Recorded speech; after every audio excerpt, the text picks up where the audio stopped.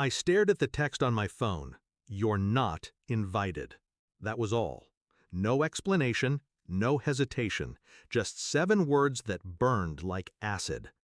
I had wired over $100,000 to fund her wedding.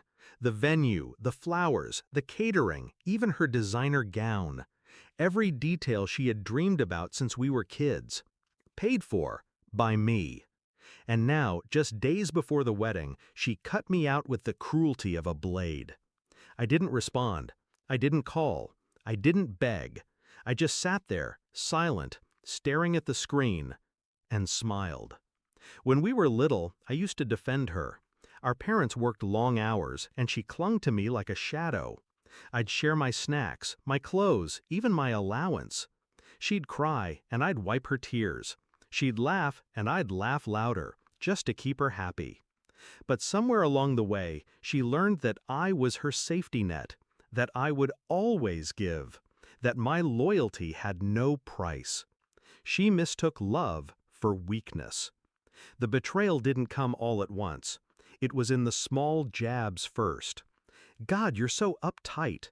Don't you get tired of working all the time? She's successful, but she's alone. I brushed it off.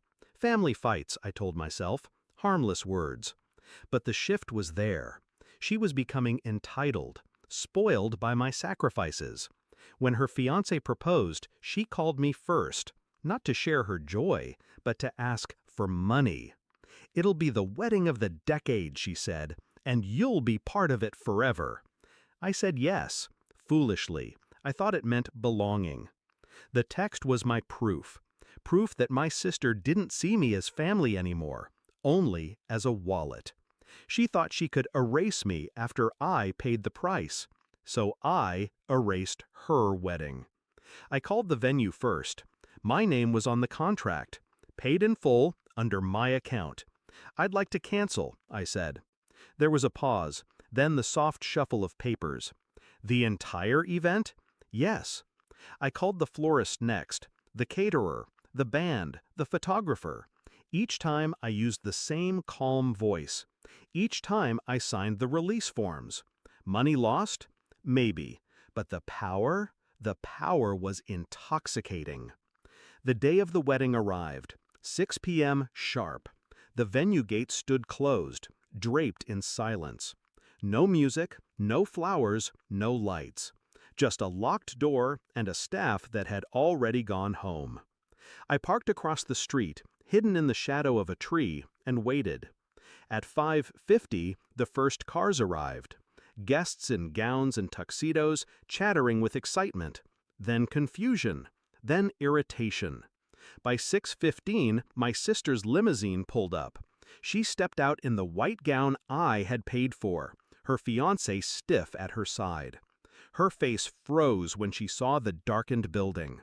She stormed to the door, pulled at the handle. Nothing. She banged on it, shouted at the staff who weren't there. I could almost hear her voice cracking. I watched as her guests began whispering. Phones came out. Pictures, videos. The wedding of the decade unraveling in real time. By 6:30, she was in tears. By 6:40, her fiancé was red with embarrassment. By 6:45, their perfect night had turned into public humiliation.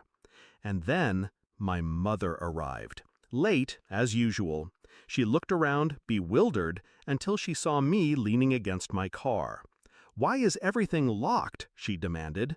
"Ask her," I said, nodding toward my sister. My sister spun around, eyes wild. "You canceled it, didn't you? You evil, selfish!" Her voice broke. She couldn't even finish the sentence. My mother's face hardened. "Who owns this place?" I smiled. Calm, cold, final. "I do." The silence that followed was louder than any scream.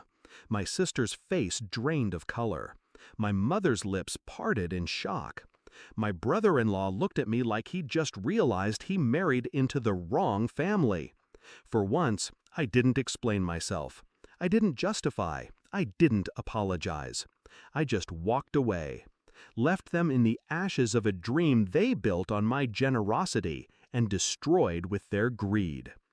That night, I poured myself a glass of wine and sat by the window, watching the city lights flicker. Revenge didn't heal me. It didn't erase the betrayal, but it gave me something better: clarity. I finally understood I wasn't family to them. I was convenience. And convenience, when it stops giving, is disposable. So I disposed of them first. And as I closed my eyes, I realized something. I didn't lose a sister. I lost a parasite. And parasites only survive until you decide they don't.